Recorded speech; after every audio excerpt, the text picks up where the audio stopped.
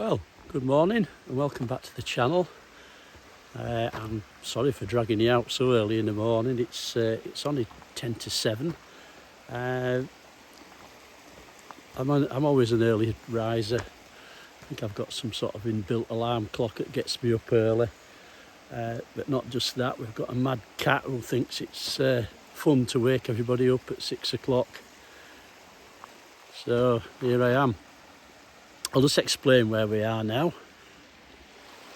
We're in the heart of Hardcastle Crags, and we're at a place called Gibson Mill, which is a lovely place if you get a chance to come down here. It's only a mile from the main car park at the end of Midgewell, and yeah, a lovely walk through the woods. A bit of a background to Gibson Mill.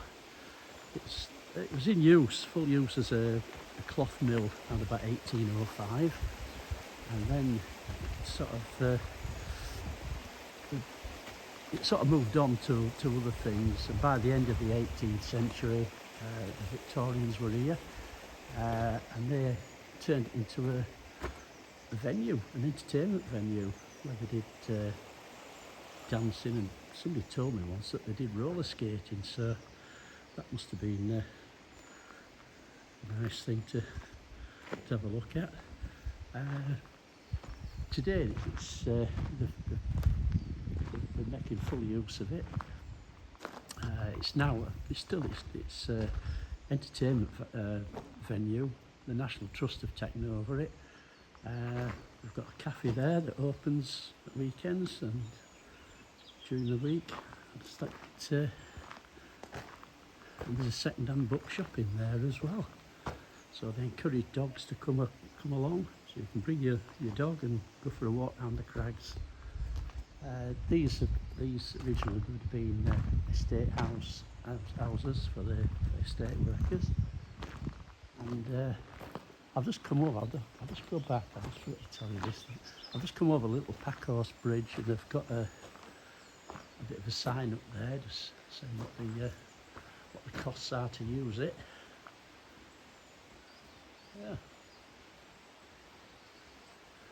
Yeah, it's a lovely place to visit.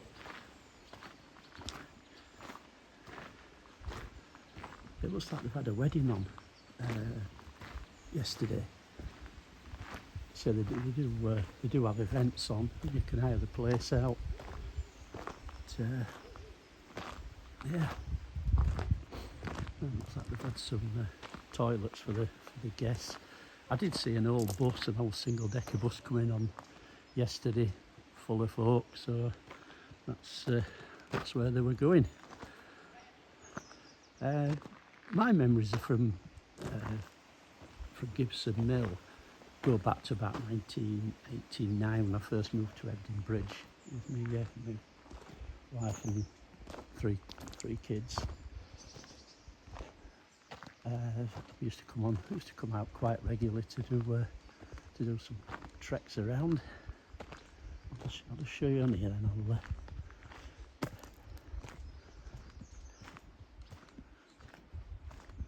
it's a lovely spot, and I prefer this time of day. There's nobody about. It's quite cool.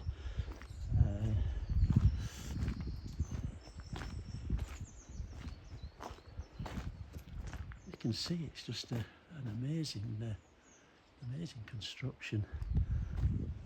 I'm always in wonder how they actually got the stone out here to build these places. No machinery as such. It'd have been all horse and cart. Let's have a look on here. There's a dam which obviously used for water power. And I looked online before I came in, but they're using water power again. But they've also got some solar panels. And the place, Gibson Mills, so they tell me, is totally off grid now. I've got some ducks over there, look. Yeah. So it does feature quite a lot on Ebden Bridge postcards and stuff. Yeah. So I'll go back onto the main track.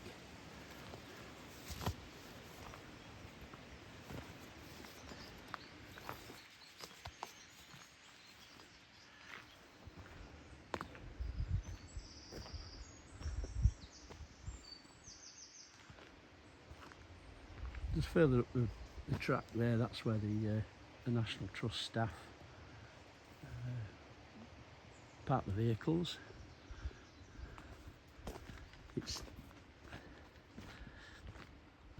The public aren't allowed to bring the cars on here unless they've got disabled badges.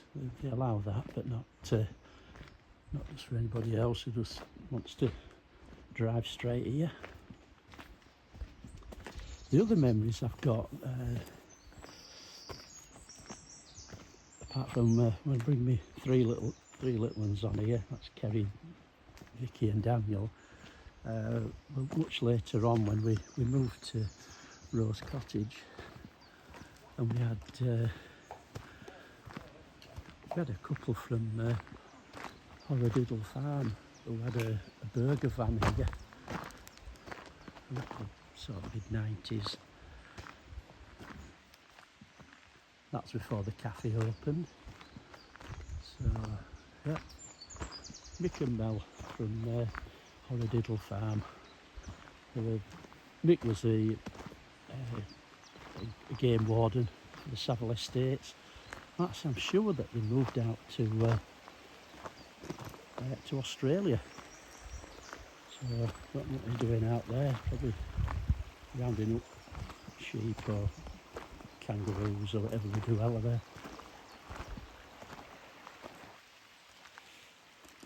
Yeah, and then a few years later, when me and Sarah got together, we often came down here for walks with the two lads, Dan and Ben. And this were about 2000 onwards. We've got some stepping stones here that you can get across the other side at river. And obviously when in winter, when the river's in full flow, they seal that off. It's a bit really precarious trying to get over stepping stones when you've got a raging torrent going past. I remember the first time I came up here, and I thought I'd do a pair of I think they must have been caterpillar boots or desert boots, and I just got onto the first stone over there, and I lost my balance and ended up with one foot in the water and the other foot on the dry. Caused a bit of laughter with everybody. I thought note of it until I got home, and of course the river had stained the brand new desert style boots, so I had one darker than the other forevermore. I'm going to come back and dip the other one in, but I thought, oh dear, odd boot Martin. Oh, speaking of which, I've set off this morning and I've bought another pair. I've got a brand new pair of caterpillar boots. I swear by these, they're lovely and comfy. They've got a nice sole on. I've tried all sorts walking on here, all sorts of boots. You can, if the sole's not thick enough, you can feel every pebble you stand on. So I swear by these, they're a good pair of boots. They should last a few years. Anyway, we're just setting off back now. I've done my old tactic of walking here first and then strolling back. It saves you the bother of listening to me puffing and panting on the track. Oh yeah, and another thing. When we lived at Rose Cottage, it was Christmas Eve, and I had an old Land Rover. I had several Land Rovers, Series 3, and we had a bit of snow on the ground, I think they'd sealed off the other access to Shackleton Hill up Sleggett. I think there'd been a burst water main or something. Anyway, they'd sealed the road off. So we were coming down here, me, Kerry, Vicky and Dan. I think the wife were at home doing some Christmassy things. And just as we got down to the to Gibson Mill, where that green bin thing is there, as we drove down, we looked down towards the river, and there were 3 deers. There were daddy deer, mummy deer, and little baby deer, and it was a magical moment. Really, the kids were actually absolutely amazed that we'd seen these deer. You see them around now and again, very shy animals. And I just said, well, that's Father Christmas's deer getting ready to get the sleigh attached and deliver you the presents for you for tomorrow morning. And great, that the looks on the faces, they were just so chuffed. And I thought, what great timing. There are a few minutes that they've been off and we'd have probably missed them. Like I said, they're very shy animals. They don't hang about. Yeah. So that was that little Christmas ditty.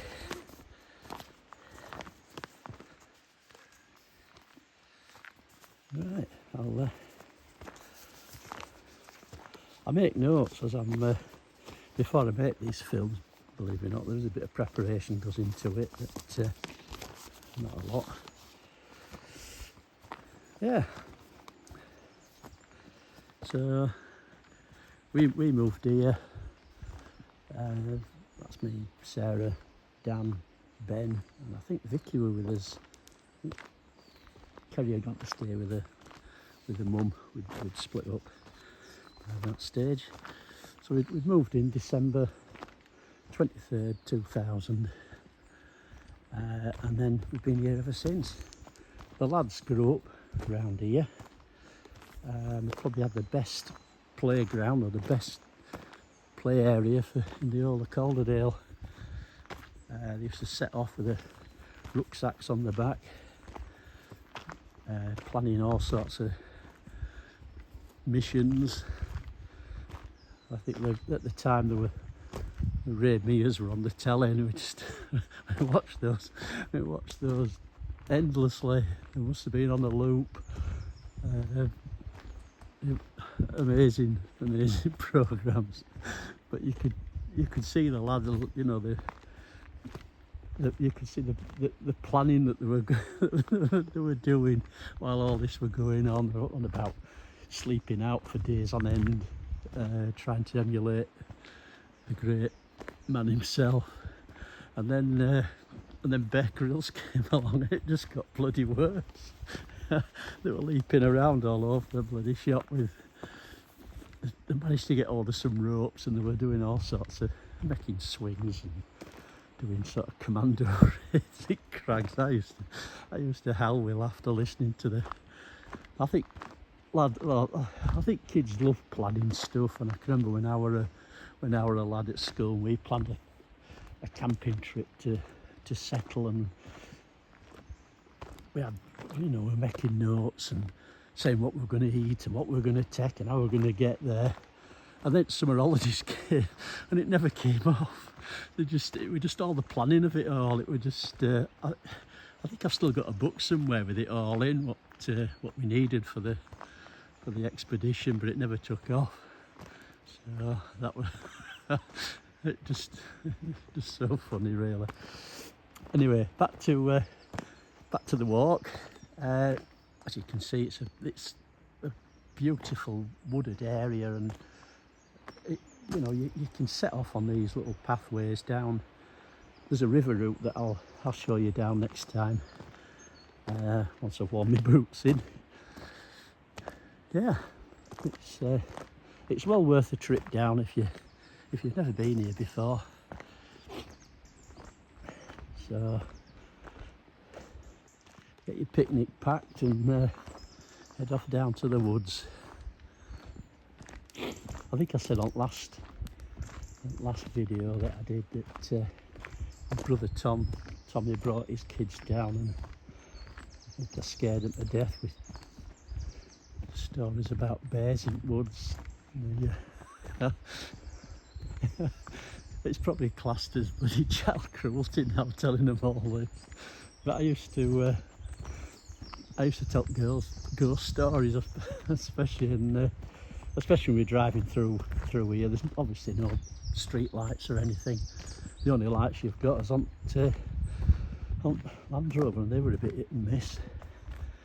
So I'd be telling them tales about all sorts of bloody headless horsemen and all sorts of bloody crazy stuff. Yeah. So yeah, it's probably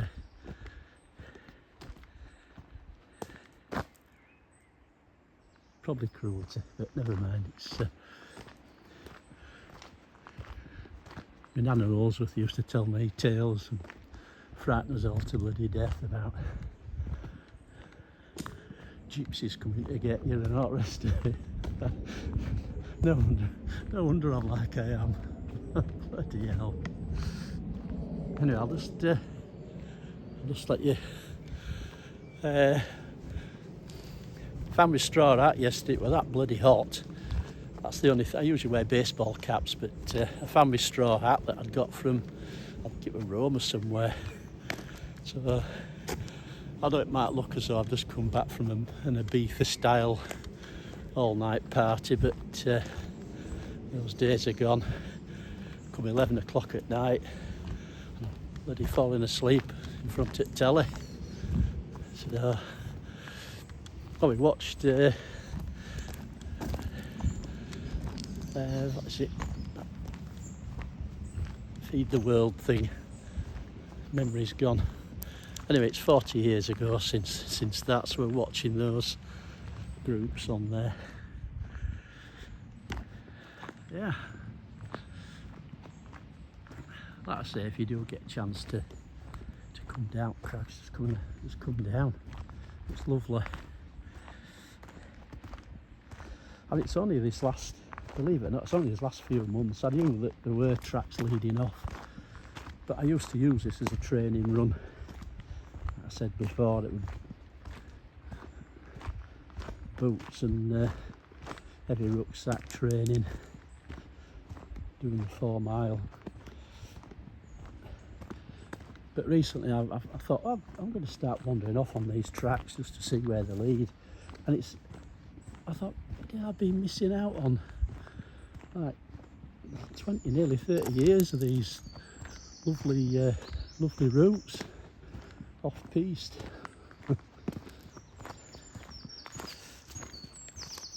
See what else I've got to tell you. I don't keep notes, I really forget.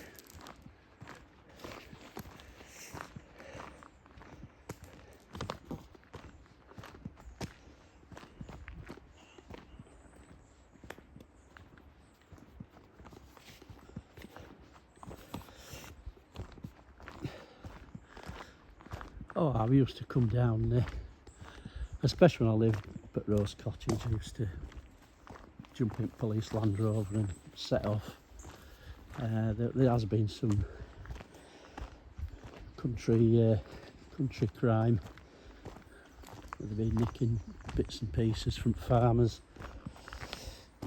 Anyway, one eve, well, I think it must have been about 2 or 3 o'clock in the morning. We were driving on from Midgewell, and as we were coming on, we had a call from, I think it might have been Mick up at Oradiddle or one of the other farmers at Walshaw, that a car had been on, 4 lads going into barns and just helping themselves to tools. So we came on, I think it was just about here really, where this lay-by is. We were just coming over that brow of the hill in Land Rover, and we saw some lights coming towards us. So basically we put the blue flashing lights, well, every light on it, Land Rover that we had, and they pulled in thinking we'd go past, but we didn't. Anyway, these 4 blokes got out. Oh, bloody hell. We're going to have some rough and tumble here. I'm reaching for my CS canisters. I thought, well, you know, you're probably fine. 2 of us taking one each, but 4 of them, you've no bloody chance unless you're Bruce Lee or some sort of martial art Superman. So I thought, right, I'll use this. It's a great leveler. I've used it. I used it before.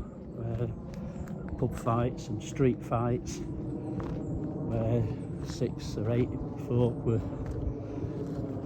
looking like they were becoming a bit of an handful, and fantastic stuff. It used to just take them out completely. And the good thing about it was there was no broken bones. They were coughing and spluttering and their eyes watering for 20 minutes or so, but by that time you've got them all cuffed up. So yeah, to cut down on us and them getting injured. Anyway, we got out of the car. These 4 lads got out, and I thought, oh, we're going to have some bother here. And then suddenly in the distance we saw lights coming towards us, and there were a Land Rover pulled up, and then one of those Toyota trucks that milkmen use. I can't remember exactly what model it is, but I think they used it on top gear. They tried to wreck it, but it was totally unbreakable. 2 got out of that, so and they were farmers. I recognised farmers. I think Mick was one of them, and then other gamekeepers. Must have had a ring round system. And they were sorted out. They had a car full of tools that they'd taken. So they were recovered, and we had 4 prisoners out at job. I've just stopped here. Every year they used to have a sculpture event, mostly in summertime. Some of it were quite good, but some of it just looked like, well, especially if you look down from Widdop Road into Crags, somebody'd put some stuff up on it. It just, to me, well, to us, it just looked like somebody'd hung the washing out. It was verging on the ridiculous.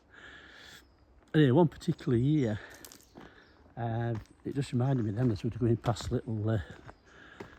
this little sort of piece here that they've dug out. There was a scaled down model of I think it might have been a chieftain tank as part of the sculpture trail. Well, the lads thought that were absolutely brilliant, so they'd come down and they were running around playing at soldiers. And I think they spent most of the summer down here messing about around tank. It was a really good, well, it was a good model of one. It was, like I say, it was scaled down, but it was spot on with the stuff that how they built it. So that entertained them for the summer.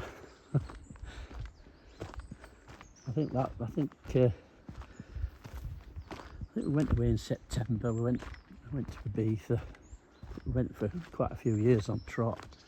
So by that time it was a bit cooler. We did go in July once, and it was just absolutely roasting. As you go around, like I say, there's little tracks leading off. There's benches where you can stop and sit and have a picnic and stuff. I've been coming up here now for almost 40 years. But every time you come up, you always see something that you've you've missed. I thought I knew every lump, bump, pebble and rock on this route, but you do find other stuff that you've probably missed, and other little tracks leading off. Last year I brought Kerry brought her kids down and we went for a trek around. It's ideal for kids, they can just run off and let their imaginations take over.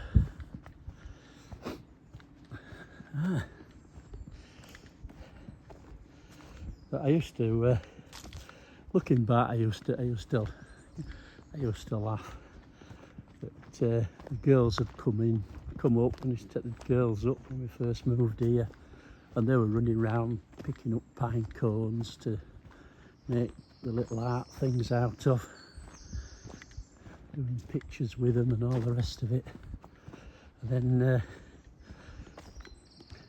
years later down the line, Dan and Ben used to come round and they were picking up pine cones, but they weren't for any arty thing. These were obviously the grenades that they'd be packing in the rucksacks for some daring commando raid that they'd planned the night before. So yeah, it's just great fun, and the thing is, it don't bloody cost out. You don't need to buy out. There's a cafe there, you can get some tea, coffee and flapjack or whatever you want. But in effect, really, you could just bring your own stuff, pack up some sandwiches, make some flapjack of your own. It's easy to make, even I can do that, and then come in with a backpack full of stuff, pop and crisps, monster munches, whatever you want. Top survival gear, top survival food for the young commandos. That's what they had.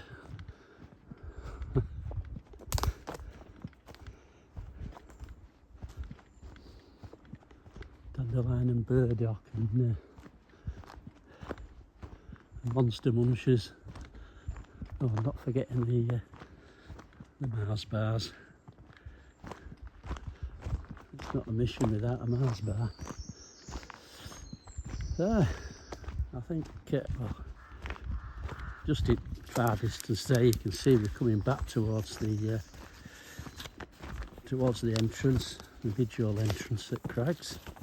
I'm just going to check through my notes again just to see that I haven't missed out. I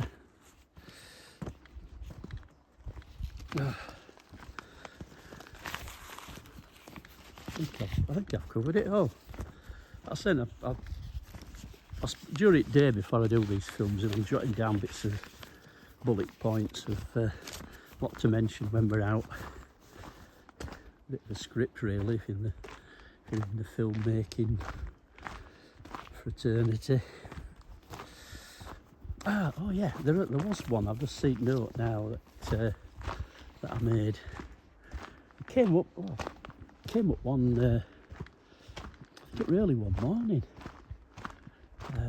Me and my pal were coming up. I think we had an early morning shotgun inquiry to do.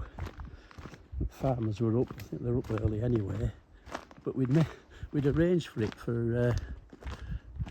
I think it was 6:30 in the morning. It was some ungodly hour to do a shotgun inquiry up at one of the hilltop farms.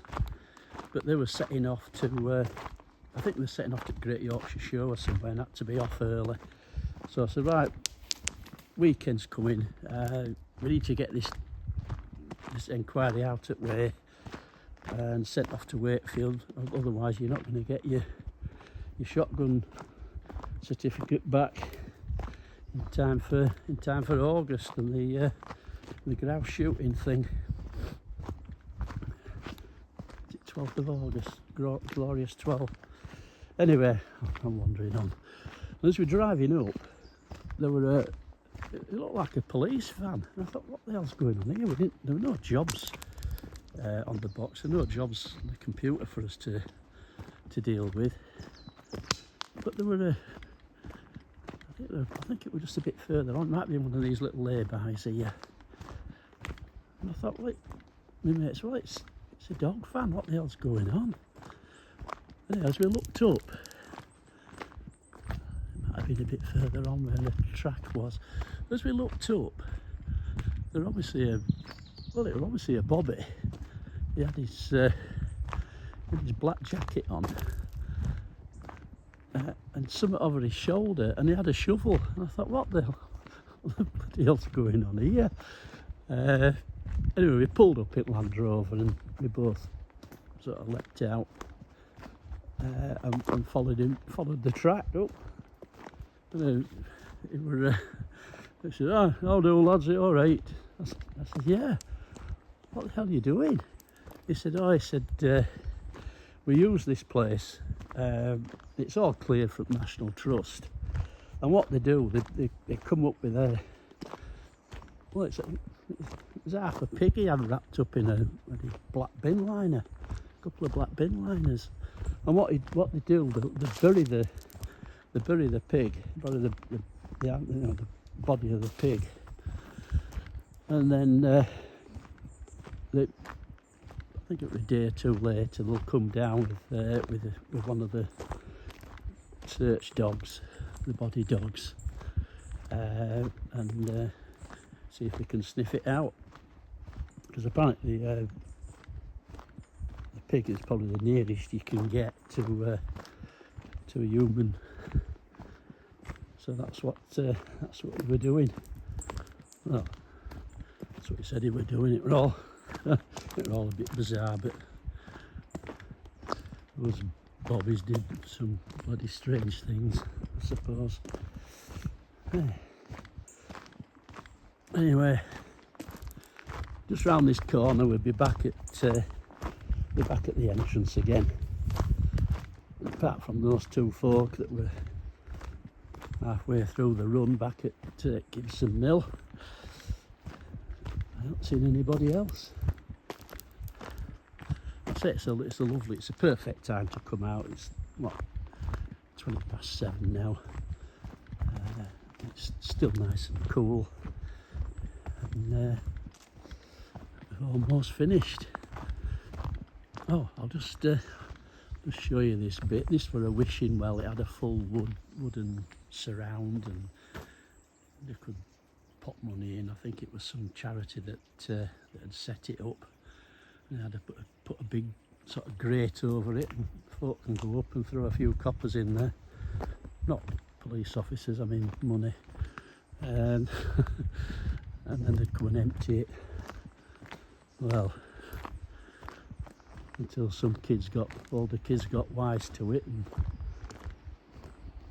turned up with some magnets and took all brass out of it. So I don't know, kids nowadays. Oh dear.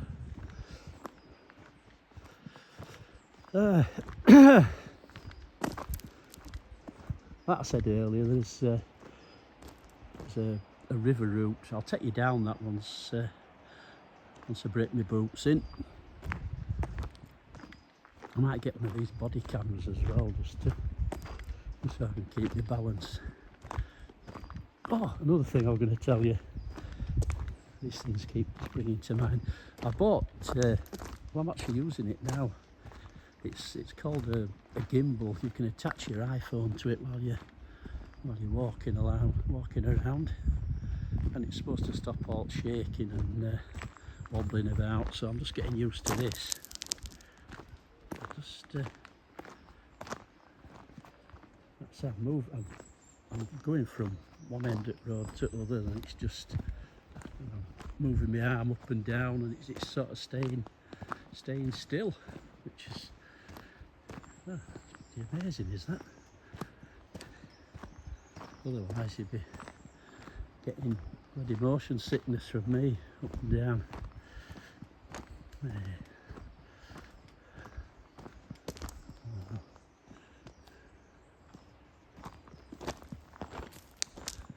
see up there, there's rocks. There is another footpath up further up the road. It's called Slurring Rock.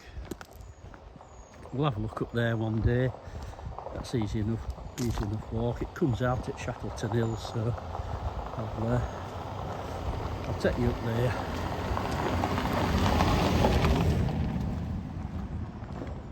Bloody misery. You wave at folk and they just don't even acknowledge you. I don't know, it must be a northern thing. I think some people, you speak to some people on this, and I think it's predominantly from down south. You say morning, they'll look at you. Good morning, how do? You alright? You having a good day? And they'll look at you as if to say, what are they speaking to me? What's that norther speaking to me for? You know, so I'm going to ask them to sign over all the bloody worldly goods into my bank account. It doesn't take much just to nod and put your hand up and say, hi, morning. I suppose that's us.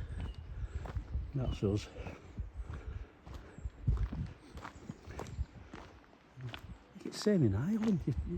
You bump into folk and you bloody stop and talk to them. But I suppose if they come from big cities, where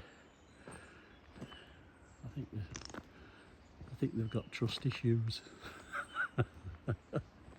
Anyway, we're now back at the main entrance to Crags. I think I showed you this one before. This was the charity bookshop. There's not much in here at the moment, but I'm sure that summer goes on there'll be more. But if you do want any more, just have a look on at Gibson Mill. Call for a pot of tea and some cup of tea and a cake. And they've got quite a lot of charity books on there that folk have handed in. It's all goes towards National Trust and the upkeep of this place. There's all sorts. It's like a little library. It's all in categories as well. So yeah, that's great. Right then, I'll call it a do. Keep watching the show.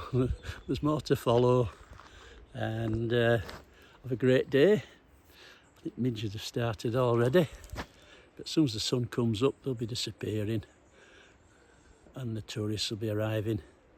The car park will be full. So, the best time to come down is probably during the week. Sundays you can't move for them. Right, I'll call it a do. Have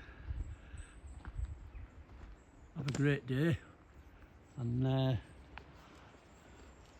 thumbs up, doing all that subscribing business, and leave us a comment, even if you don't like the hat, but never mind. I'll see you later on, and take care. See ya.